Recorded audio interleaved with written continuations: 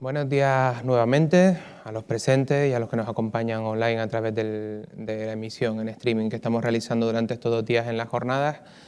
Tras las ponencias, toca el momento de la necesaria y obligatoria reflexión común o este compartir de ideas que sin duda es la base y el alma de estas jornadas. Ir más allá de esa experiencia, reconstruir esa teoría, haciendo uso o disfrutando de esas experiencias particulares, haciéndolas comunes.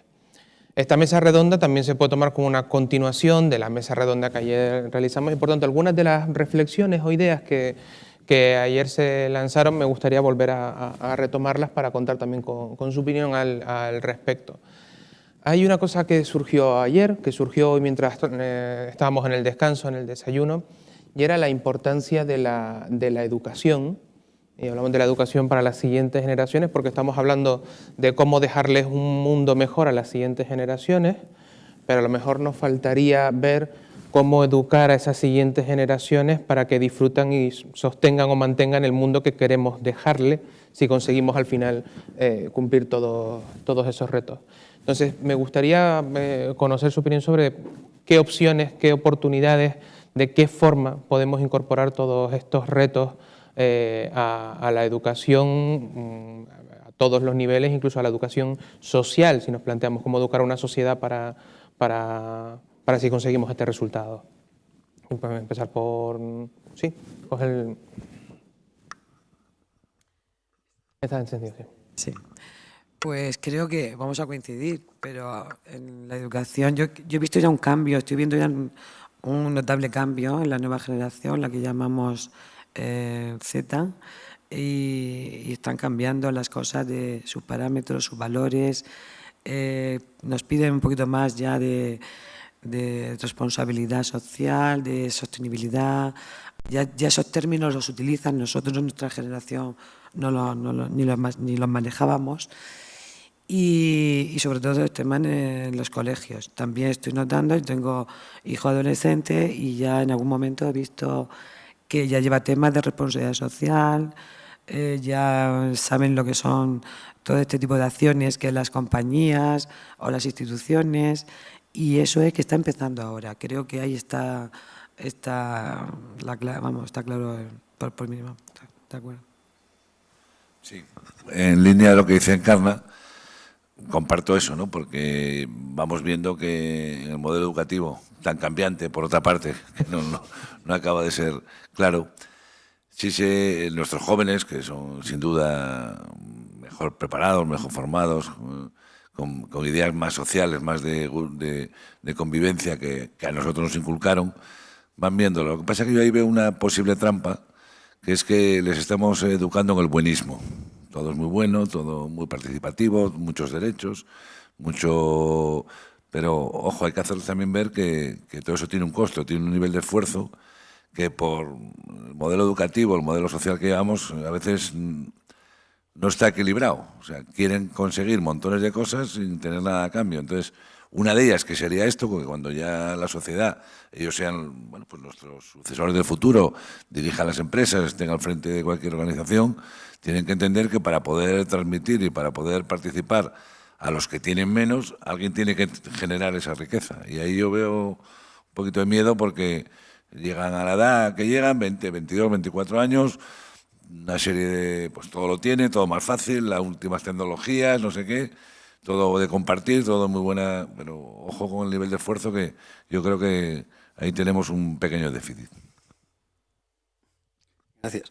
Yo me queda enganchado lo de la generación Z, porque he pensado, y lo decimos siempre, pero hasta qué punto somos presentistas, porque si está la generación Z, la siguiente ya, nos hemos quedado sin letras. Parece que el mundo se va a acabar mañana, ¿no? Volvemos a la Z1, pero es verdad que tenemos siempre una visión demasiado presentista, ¿no? Sí, tenemos que entrar ahí. Yo estoy de acuerdo. Creo que hay que encontrar un punto, y tiene que ver más con la reflexión que se hace muchas veces sobre la responsabilidad social corporativa, ¿no? Esto del buenismo o de la eficacia, ¿no? Porque hay que construir un discurso desde la eficacia del interés y luego llega un punto en el que alguien dice, bueno, pero si todo esto es eficacia e interés, entonces tampoco es tanto responsabilidad social, ¿no? Y por otro lado, si la responsabilidad social es solamente una visión pues, buenista, ¿no? O casi beatífica de la sociedad, pues eso también se contrapone con el realismo, ¿no? Yo creo que es verdad que en los jóvenes, y seguramente uno de los déficits educativos en cualquiera de los planes está en cómo se introducen de forma vehicular o en el currículum o de qué manera todo este tipo de valores que no sean simplemente, pues, digamos, puntos de luz a lo largo de todo un currículum académico, algunas clases, algunas conferencias magistrales, ¿no? Cómo encontrar el punto entre ese buenismo y la práctica, ¿no? Y quizá lo interesante sería podernos convencer nosotros de que hay que ser egoísta a largo plazo. Quizá no es un problema tanto entre ser egoísta o ser altruista, sino entre el corto y el medio plazo, ¿no? Y yo creo que hay que ser egoísta a largo plazo y seguramente menos egoísta a corto plazo para poderlo ser a largo plazo, ¿no? Yo creo que vuelvo a la idea de que la sostenibilidad, que al final acaba siendo beneficiosa para todos, es quizá ese punto, ¿no? Quizá los jóvenes hoy tienen una mayor dificultad de soportar la defraudación de expectativas, ¿no? Lo quieren todo y en el momento, ¿no? Y no es por egoísmo, ¿no? Sino por cortoplacismo, seguramente, ¿no? Y quizá hay que educar y formar en esa idea, ¿no? En que para ser egoísta de verdad hay que serlo a largo plazo, aunque sea sacrificando a corto, ¿no? Hola, pues por mi parte añadir a las reflexiones que han ya aportado los compañeros que efectivamente a la hora de intentar hacer un impacto más directo con esa generación, llamémosla Z o generación 1, vamos, los infantes, la gente en edad escolar, nosotros como grupo lo que intentamos precisamente es, tomando el testigo de esa necesidad por parte de empresas de ser responsables y también de educar a los grupos de interés externos, lo que tenemos es un programa que le llamamos Acualogía, según el cual traemos a niños, tenemos un programa ya que tiene una cierta trayectoria y la verdad que un impacto muy positivo, y les educamos sobre los retos que tienen que ver con el ciclo integral del agua. Les hacemos entender cómo llega el agua a las casas, que uno se presume que es un ejercicio muy fácil, pero ya sabemos que hoy en día es cada vez más complicado, habida cuenta de que los recursos cada vez son más limitados y somos cada vez más personas. Este tipo de iniciativa es muy gratificante porque el retorno que podemos obtener de este colectivo pues, es inmediato, es espontáneo y efectivamente nos damos cuenta de que estamos haciendo una labor que va a tener largo recorrido, porque cuanta más gente eduquemos a esta edad sobre los retos que tienen que ver con la gestión de los recursos naturales, más habremos ganado a la hora de acometer una realidad que es la de gestionar mejor nuestro entorno y cómo estamos haciendo uso de los recursos naturales. También, si subiéramos un escalafón, lo que es la edad del receptor externo, las redes sociales nos dan esa vía adicional de llegar a un público que también está ansioso de poder compartir mensajes y de hacer más suyo estos retos que estamos viendo en la magnífica presentación anterior, hacer más suyos los retos que vienen con los ODS. Y el día 19 de noviembre, Día del Saneamiento, o por ponerlo más fácil, Día Mundial del Retrete, me gusta decirlo tal cual porque es mucho más fácil de entender para todos y hay que llamar las cosas por su nombre. Lo que hicimos como grupo fue sacar una iniciativa en las redes sociales que era un vídeo de 30 segundos, que ya sabéis que cuanto más corto, más fácil de viralizar, donde de alguna manera replicábamos un GPS que implicaría en nuestro mundo actual si para buscar un retrete tuviéramos que caminar 30 kilómetros, por ejemplo, o los kilómetros que fueran, pero esos kilómetros que sí que hay que recorrer en África para llegar a un retrete, ya lo sabéis cómo es allí, ¿no? Con lo cual, según qué sitio en África, obviamente, lo que hacíamos ahí era hacer esa analogía donde poníamos al receptor nuestro de esa edad en esa situación, y cuando uno se pone en esa situación y ve que tiene que buscar con un GPS un retrete casi inexistente, se convierte en una odisea. La verdad que fue un éxito de campaña, una campaña que lo que pretendía era sensibilizar, y yo creo que todos en esta mesa estamos de acuerdo que lo que toca es sensibilizar. Y para terminar, en ese ánimo de sensibilizar con el grupo interno, con lo que son los empleados, con ese ánimo de hacer a todos partícipes de este reto que es apostar más por desarrollo sostenible y no hacerlo un cometido solo de un departamento, de un área específica, sino que esté alineado con estrategia de empresa, pues claramente vamos trabajando con recursos humanos, con las áreas correspondientes para que ya desde el principio la formación y la estructuración de KPIs correctos para ir avanzando y ir integrando nuestra estrategia más desarrollo sostenible, pues sea una realidad.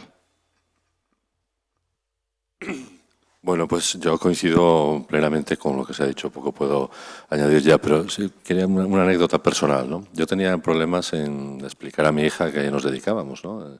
¿Qué es esto de la RSC? Entonces, claro, ella debía decir, o mi padre me lo explica claro, o esto la comida no llega a final de mes, ¿no? Porque esto es así de abstracto, ¿no? Pero tuve una anécdota, y es que volando de Oaxaca a México, Distrito Federal, coincidí en el avión, casualidades de la vida, suerte, verdadera suerte, con Mohamed Yunus, sentado al lado, ¿no? En el mismo asiento y tal. Bueno, por cierto, está claro que es una persona excepcional, yo lo comprobé en persona, ¿no? Porque se prestó a hablar del proyecto. Estaba precisamente en la zona de Tehuantepec, en el istmo de Oaxaca, implantando el programa de Buyagali, llevándolo allí para implantar, como era piloto, llevarlo a un parque eólico que teníamos allí, ¿no? Y entonces pues me saqué una foto, la típica foto con alguien que conoces, un selfie, no sé si era selfie o no. El tema es que al poco tiempo mi hija, que siempre tenía problemas, estaba en segundo de bachiller, tengo dos, la mayor estaba en segundo de bachiller, primero de bachiller, tenía entender qué era eso de la RSC, ¿no? De repente en su libro de texto vio a Mohamed Yunus y me llamó y me dijo, ya sé a qué te dedicas, porque he visto lo que son las microfinanzas, el desarrollo sostenible, etcétera, etcétera. Entonces, bueno, pues simplemente añadir esta anécdota, pero yo creo que las nuevas generaciones coincido plenamente en que hay quizá un enfoque excesivamente buenista, ¿no? Emocional, ¿no? Qué bonito, tal, ¿no? Yo la mejor frase que he oído desde mi punto de vista, creo yo, de lo que es la RSC se la he oído a Garrigues, ¿no? Hablando de este tema, y es que la RSC no es indolora, ¿no? Es decir, hacer esto es bueno, está muy bien, pero cuesta trabajo, cuesta esfuerzo, cuesta, si compras por calidad y precio, es más fácil que comprar por calidad, precio y criterios sociales, medioambientales y éticos en la cadena de suministro. Cuesta desde el punto de vista de esfuerzo y desde el punto de vista de dinero, ¿no? Esa idea de que la RSC no cuesta, yo creo que nos la creímos un poco todos al principio para entrar más en el tema, ¿no? O vender internamente la idea, pero cuesta. Entonces, a mí me parece que en la educación, tanto en los niveles de educación de instituto, de colegios, como en la educación universitaria, y cuanto más en las escuelas de negocio, que es donde se percibe el mundo del negocio de una manera transversal y completa, hay que inculcar esta doble realidad, ¿no? Es decir, está muy bien, cuesta esfuerzo, ¿no? Yo creo que esos dos mensajes unidos son muy importantes.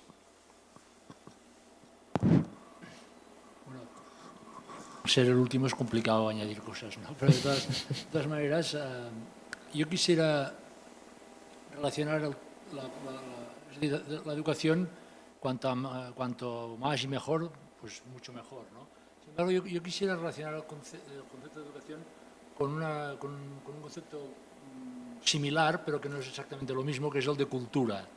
Es decir, yo creo que lo importante es, digamos, la cultura que existe en el entorno de que hablemos. Si hablamos de una empresa, por ejemplo, pues la cultura empresarial, la cultura corporativa, que también la llamamos, es un elemento muy importante en la naturaleza de la empresa. A veces es el elemento fundamental que la distingue de sus competidores, porque en cuanto a las tecnologías incluso a los productos que se acaban produciendo, pues el mercado tiende a igualar y evidentemente pues a igualar por arriba. Es decir, la empresa que es más eficiente pues obliga a todas las demás a desarrollar las técnicas y los contenidos pues para ser tan eficiente como acercarse a la que lo es más para poder competir con posibilidades de éxito. Entonces, lo que realmente acaba distinguiendo una empresa de otra, en gran medida, es la cultura corporativa que tiene, es decir, la forma de hacer las cosas,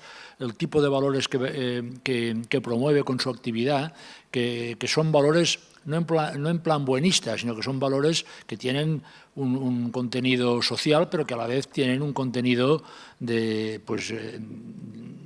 conseguir los objetivos básicos de cualquier empresa, que son generar un beneficio y tener capacidad pues, de persistir, de durar en el tiempo, ¿no? De tener continuidad.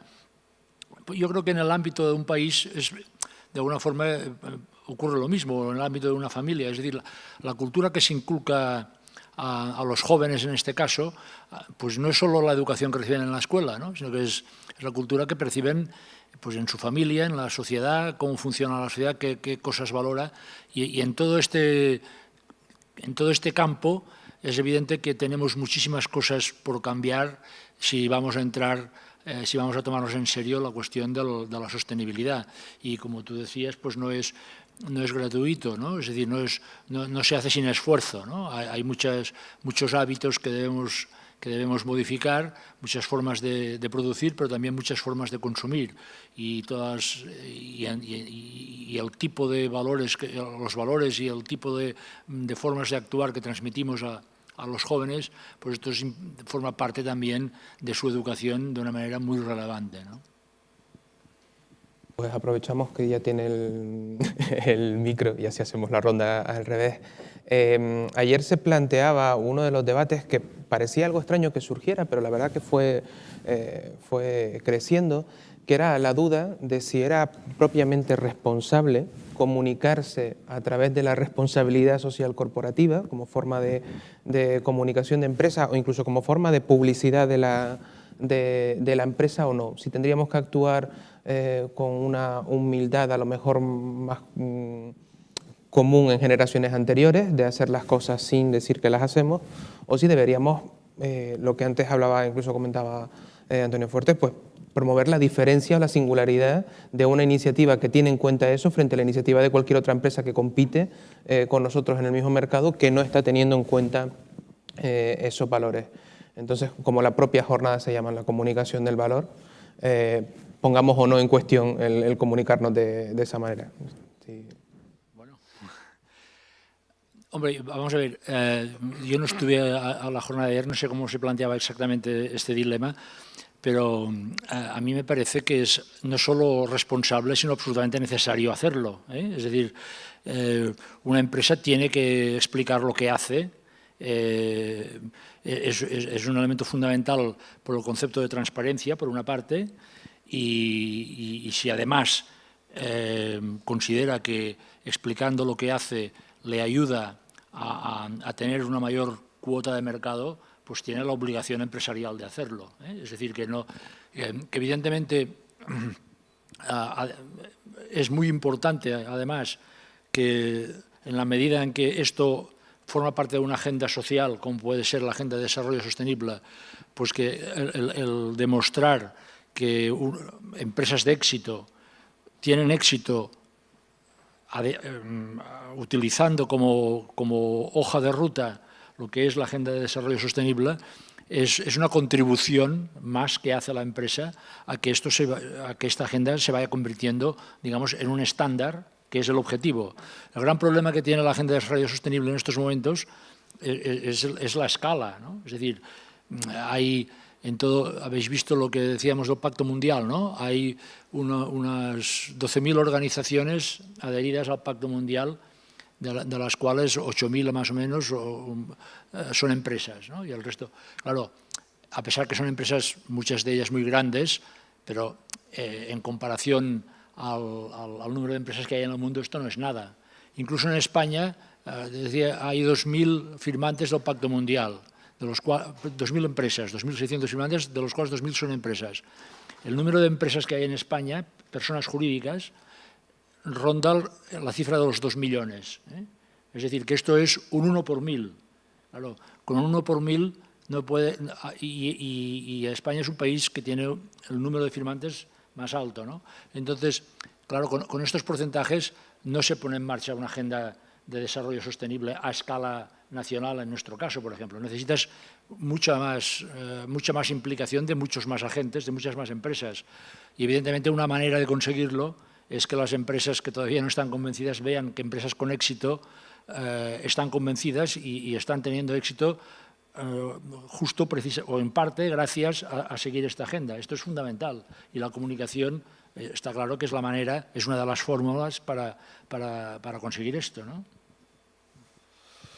Bueno, yo creo que es un tema crucial, ¿no? El tema de la comunicación, y hemos evolucionado desde mi punto de vista hacia mejor, ¿no?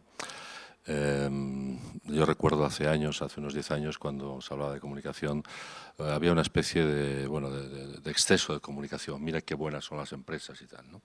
Yo recuerdo una cosa que sucedió, y es que el director de RSC, perdón, el director de RSC de Lehman Brothers tenía una conferencia en Barcelona al lunes siguiente al viernes en el que quebró Lehman Brothers, ¿no?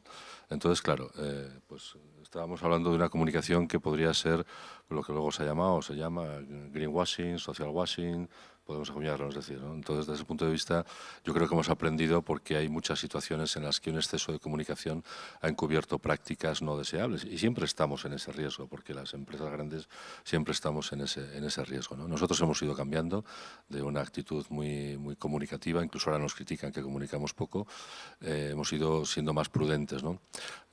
Yo tuve la oportunidad de conocer hace 4 o 5 años a un misionero que trabajaba en Etiopía y que era muy conocido, tenía muchos programas, y bueno, le llaman el Vicente Ferrer de África, y entonces, bueno, pues le alababa mucho en la comida, ¿no? Entonces él, en un momento dado, le dijeron, ¿qué famoso es usted? ¿Cuánto? Y dijo una cosa que a mí me llegó al alma, ¿no? Dice, no me gusta ser conocido por el sufrimiento humano, ¿no? Gracias al sufrimiento humano. A mí aquello me dejó un poco como diciendo, es verdad, a veces estamos utilizando carencias o necesidades, ¿no?, para ganar cuota de imagen en las empresas. Entonces, yo creo que en el medio está la virtud. Demasiada comunicación puede ser peligrosa e incluso injusta, y no quedarse o no comunicar también es quitar a los clientes, al público en general, algo que las empresas, como decía Ángel, yo creo que tenemos el derecho de comunicar, ¿no?, de decir lo que hacemos, porque eso anima a otros. Nosotros intentamos no publicitar nuestra colaboración con una ONG que se llama Tierra de Hombres, y que se dedica a traer niños para operar en hospitales españoles, y dentro de esa tónica de ser más bien perfil bajo, le dijimos, no, mira, nosotros te ayudamos y tal, y no digas nada. Claro, ellos nos dijeron, hombre, dejad que en la nota de prensa digamos que vosotros ayudáis, ¿no?, porque eso también anima a otras empresas a participar y tal, ¿no? O sea, que a lo mejor, como decían los clásicos, en el medio está la virtud, ¿no? Totalmente en línea con lo que se ha comentado, diría que lo que vemos es que la humildad, que suele ser un valor encomiable en general, yo diría que en este contexto en particular yo creo que es muy legítimo, incluso un gana-gana, que seamos menos humildes y que nos atrevamos en base a ese derecho de poner el foco en algo que estemos haciendo bien, también tomar las riendas para compartir un proyecto que en el fondo ha sido resultado de la participación de muchos grupos de interés, con lo cual hasta cierto punto hay una responsabilidad también de poner en valor y darle foco a cualquier iniciativa que tengamos dentro de la casa para que llegue más lejos, sea más conocida e incluso nos permita también dinamizar internamente a nuestros empleados para que vean que aquello en lo que se han podido involucrar también tiene una proyección hacia afuera. Yo creo que efectivamente ya hemos sobrepasado hasta cierto punto aquella etapa donde titubeábamos un poco a la hora de compartir proyectos y darles demasiado foco porque nos podían achacar un cierto buenismo, y ya estamos viendo que en el fondo lo que es totalmente legítimo que comunicativamente compartamos proyectos. A mí me gustó mucho, te lo estaba comentando, cómo habías puesto el foco en un proyecto muy concreto, tan fácil de entender en base a KPIs, te ayuda a movilizar a muchos grupos de interés que, por supuesto, tendrán un orgullo muy particular cuando vean su proyecto compartido en un foro como este, por ejemplo. Yo creo que aquí lo que toca es transparencia, ir con tranquilidad, compartiendo aquellos proyectos donde nos veamos involucrados, y si estamos aportando valor y si estamos además consiguiendo una ventaja competitiva en base a una buena práctica de responsabilidad corporativa, bienvenida sea esa ventaja corporativa, porque yo creo que todos los aquí presentes no abogamos por el greenwashing, es una ventaja competitiva que está muy integrada en la estrategia de empresa, no es superflua, no es un añadido gratuito, sino que efectivamente está integrado en la estrategia. Sí, yo estoy de acuerdo, ¿no? Yo creo que este debate, ¿no? Esta reflexión sobre si se debe o no se debe comunicar la responsabilidad social corporativa es de esas discusiones ontológicas que hay en el mundo del RSC de las que no se acaba uno de liberar nunca, ¿no? Como el tema de los beneficios y la RSC o el tema de los indicadores de medición de la RSC, ¿no? Yo creo que hay que comunicar, eso me parece absolutamente fundamental, ¿no? Yo creo que hay que comunicar lo que se hace bien, también en el campo de la RSC. Lo que pasa es que, como intentaba yo antes decir, hay que comunicar bien lo que se hace, ¿no? Y comunicar bien lo que se hace, pues en el caso de la responsabilidad, de la sostenibilidad, etcétera, no es solamente ser eficaz a la hora de conseguir notoriedad, de conseguir recuerdo de marca, de conseguir este tipo de indicadores, digamos, de eficacia comunicativa, sino de comunicar de forma respetuosa desde el punto de vista de los receptores, dando voz a los diferentes grupos de interés, cumpliendo con una serie de requisitos, como te señalaba, pues, de privacidad, de credibilidad, etcétera, ¿no? Porque si no, de alguna manera, es decir, si hacemos una buena labor de responsabilidad social corporativa, fiamos a la reputación corporativa el poder contar eso de una manera convencional, simplemente lo utilizamos desde el punto de vista publicitario, de alguna manera desdecimos en ese plano nuestra labor en la responsabilidad social, ¿no? Pero yo creo que teniendo en cuenta esa cautela hay que comunicar, por supuesto, ¿no? Sí, la verdad es que está muy bien expuesto todo. Un matiz adicional, la venta interna de lo que hablamos, ¿no? Ese programa de voluntariado, ese sentido de pertenencia que queremos destacar, que nuestros empleados se sientan orgullosos de que lo poco o mucho que hace la organización y sobre todo ese camino hacia adelante, pues que lo vean. Enlaza con el mecanismo de nuestro tema ibérico. O sea, en España, a diferencia, no sé, de los anglosajones, especialmente de los galos, nos cuesta vender lo nuestro y nos cuesta sentir lo nuestro. En ocasiones yo he visto un matiz de una actividad de un competidor galo, y no viene al cuento de la compañía, lógicamente, que contó lo mismo que hacíamos nosotros, parecía que era 3 veces superior. Y a veces nos cuesta un poco ese sentido falso de humildad o de miedo, ¿no? Si haces algo y lo haces bien, cuéntalo. Sin sacar pecho en exceso, porque tampoco es procedente, pero ¿por qué no contarlo? Porque además estimulas a que tu equipo se sienta cada vez más integrado y que, bueno, muevas más mecanismos para que se hagan más cosas. Ahora me pasa a mí como en la última. Estoy de acuerdo, por supuesto, con todo lo que habéis dicho. Y bueno, casos prácticos que nos ha pasado a nosotros, de que teníamos un perfil muy bajo, en enero hace años, de no contar casi nada, de un estilo muy suizo, de no decir nada, pero no de responsabilidad social, sino de nada. Si inaugurábamos una fábrica, todo era calladito allí en la región y tal. Y hubo un momento que alguien vino y nos dijo, lo estáis haciendo muy bien y creo que eso ayuda mucho a otros que lo están pasando mal y les ayuda a ver que haciendo las cosas bien se puede seguir, y eso hay que contarlo, y nos costaba contarlo. Y hemos visto que contando se hace una labor tractora, te imitan, otros que creen que no es posible, que sí también lo hacen. Ayudamos mucho también a atraer talento. Yo soy de recursos humanos y no puedo estar siempre pensando que en el talento, en las personas que van a trabajar en las organizaciones de futuro, y estas personas ya han cambiado. El nivel de aspiración no es como el que tenía yo en su momento para cuando me inicié a trabajar. Ellos quieren, y ellas quieren proyectos, quieren, claro, justicia retributiva, por supuesto, porque no, y quieren una empresa responsable, una empresa en la que se sientan orgullosas. El talento, me refiero a personas con las que a lo mejor se van a otro sitio, porque sí, a lo mejor pueden tener un buen sueldo, pero dicen, bueno, ¿yo qué hago aquí? No concilio mi vida personal, no hacen nada que me sienta yo orgulloso de esta empresa. Tenemos que pensar en ellos y tenemos que pensar también en el consumidor. Hay que educarlo, y si hacemos las cosas bien, se transmite bien y se comunica bien, pues el consumidor va a saber dónde está la diferencia, porque si no es que no lo sabe. De hecho, actualmente todavía no se sabe distinguir bien quién lo está haciendo bien y quién no lo está haciendo bien en el mundo, en cualquier actividad económica. Y a veces se disfraza mucho una marca de otra. Y, por supuesto, internamente, a veces, como he empezado a decir, me han dicho, si has estado o ha estado fulanito del departamento que ha salido en la prensa, una foto pequeñita, pero os hemos visto en la Asociación contra el Cáncer, no sé cuánto. ¿Por qué no lo habéis dicho? Ponerlo en el portal, que queremos todos participar. Yo creo que las cosas están cambiando y, como ha dicho, si se hace bien, claro, lo que no se puede ir de sobrado o de sobrados de empresa. Claro. Muchísimas gracias. Me van a permitir que me acerque un segundito al atril para cerrar. Bueno, muchísimas gracias a todos por haber asistido. Vamos a dar ahora un pequeño presente recordatorio a los ponentes hecho por la Asociación Unido, que integra a personas con discapacidad en talleres para realización y para educación, y también como forma de sostenerse económicamente, al tiempo que bueno, un pequeño diploma recordatorio para que cada uno sitúe donde quiera, en su memoria o en su despacho.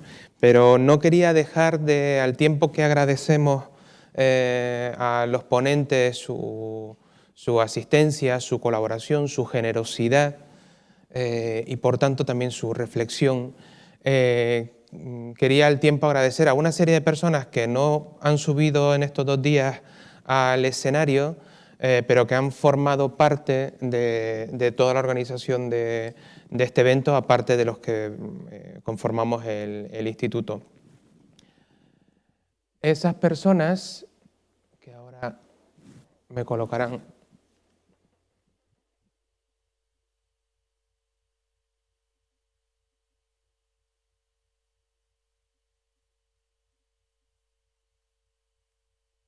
son personas con las que hemos contactado en las distintas empresas ponentes que nos han ayudado, nos han facilitado, a veces personas de comunicación, a veces secretarias de dirección, otras personas relacionadas con aspectos de organización o de gestión, personas que nos han ayudado a gestionar todos los acuerdos de colaboración, ya sea con la obra social o con la Fundación Universitaria San Pablo CEU, los compañeros y colaboradores del CAISA Forum, los asistentes de la organización, que son todos alumnos de la Universidad San Pablo CEU, del Máster de Relaciones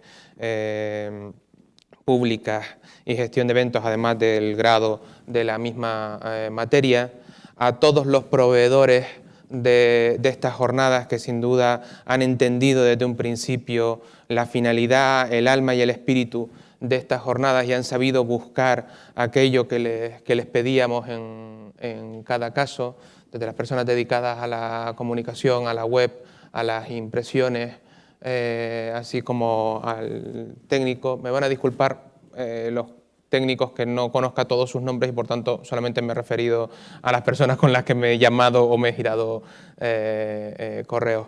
A todos ellos, muchísimas gracias de verdad, porque si no estas jornadas no habrían sido posibles y no habrían sido posibles de la manera responsable y creo que coherente como se han desarrollado estos 2 días. Y ahora sin más voy a hacerles entrega de los regalos.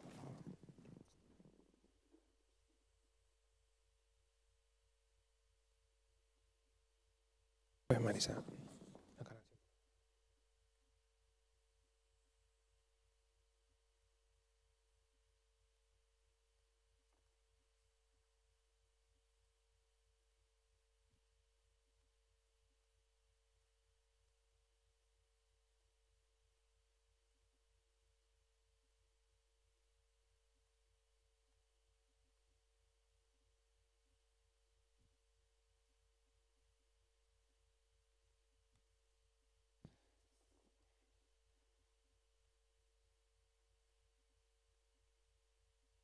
Bueno,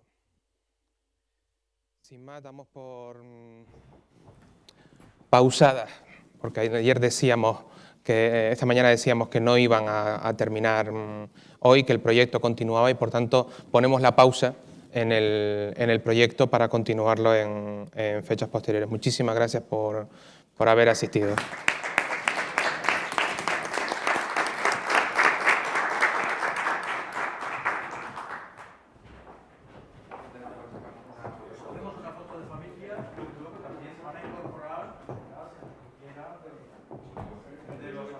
habilidad de escucharlo y de soportarlo.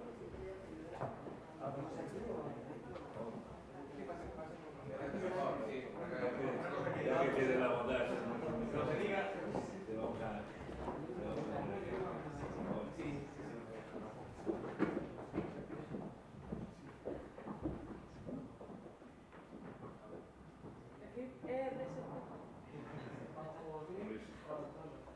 Como hay mucho, le damos sin flash una y luego una con flash. Que sea sostenibilidad.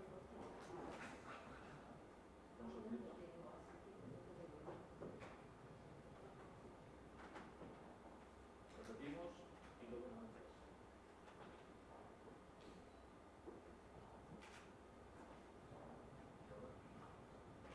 Otra más.